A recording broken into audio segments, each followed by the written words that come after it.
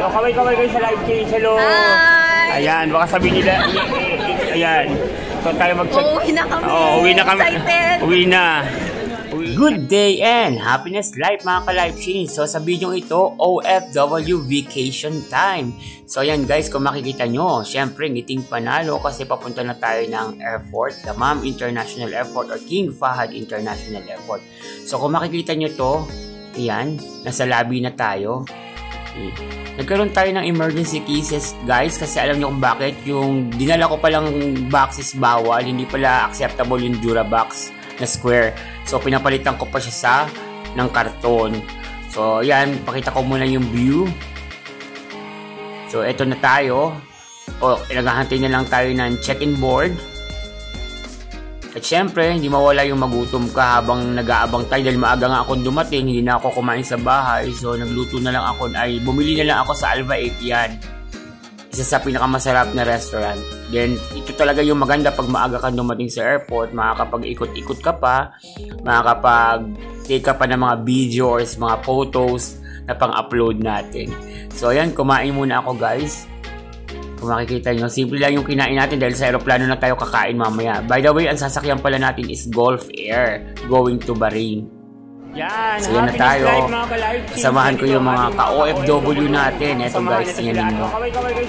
Yan, sila yung mga ka-OFW na kasama natin na mag-apply today. Going to Bahrain, then Bahrain to Philippines. Super enjoy kami dahil alam mo yung mga makakakwentuhan mo sila, nagkwento ng kanya-kanyang buhay.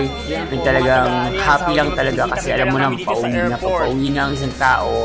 We feel that kailangan maging glad, happy, punong-puno tayo ng energy kasi makikita na uli natin yung mga mahal natin sa buhay.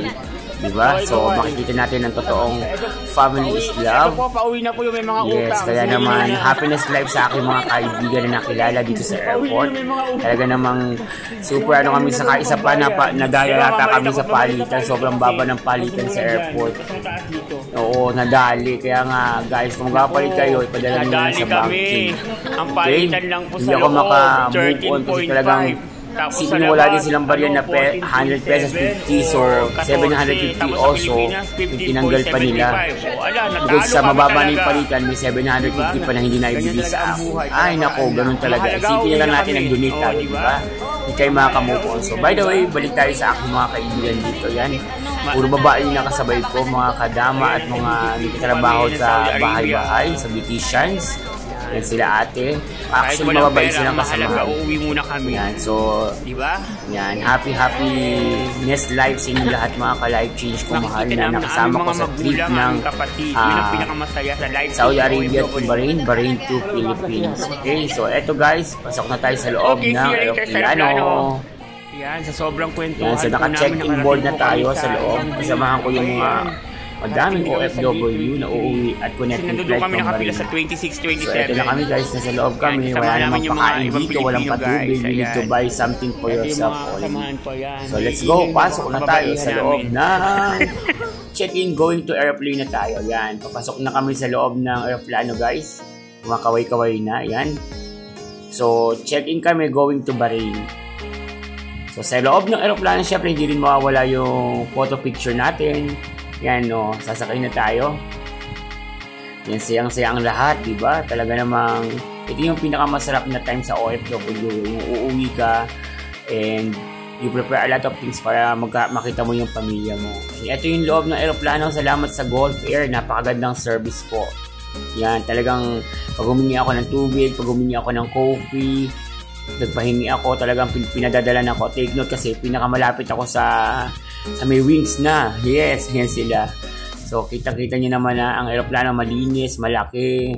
Talagang okay siya. At yung unang seat ko pala guys, is malapit ako sa window. Yan, ito na kami ngayon. Nakapag-land na kami sa Bahrain. So, we're going to kabilang area kagad. Kasi connecting flight kami within an hour lang. So, pagbaba namin, takbo kagad kami doon sa gate number 12A para sumakay kagad kami sa next plane. Ito naman yung plane na to going to Manila na direct. So it's gonna be a long journey, mahabang oras ang biyahe, almost 10 to 11 hours ang nangyari kasi na-delay kami ng 2 hours, but still okay. At least we landing safe. Yan. So pagdating namin sa Bahrain, tingnan nyo naman yung International Airport Bahrain. Diba? Ang ganda, ang linis. Talagang makikita mo yung difference ng mga airports pagka ikaw ay OFW. Makikita mo kung alin yung mahusay mamalakad sa hindi mahusay mamalakad. Okay? So mamaya tingnan natin kung ano itsura ng airport ng Pilipinas. Kung mayroon bang pagbabago or mayroon bang update tayo sa airport ng Pilipinas. So ito yung sinakyan ko aeroplano guys, Gulf Air. O diba, ang laki. At ang mga flight steward nila talagang accommodating. Ang linis, ang laki, ang ganda. So maganda yung seat natin kasi J40 lang tayo. Very near lang tayo sa business class. So medyo maganda yung ticket na binili na amo ko sa akin. So ayan guys, malapit tayo sa middle portion siya ng cabin. Kaya kita mo yung crew. Ito yung pababa na talaga. Ito na yung pinapananabikan ng lahat. Yung paglalan. Diba, kitang-kita nyo guys yung aerial view. Ayan, ng West Philippine Sea yata yan. Hindi ko alam kung anong dagat yan. Basta malapit na kami mag-land. Okay? So, congratulations sa lahat na umuwing OFW na magtagumpay. Congratulations kasi successful ang flight. Safe and sound tayo na nakauwi sa Pilipinas.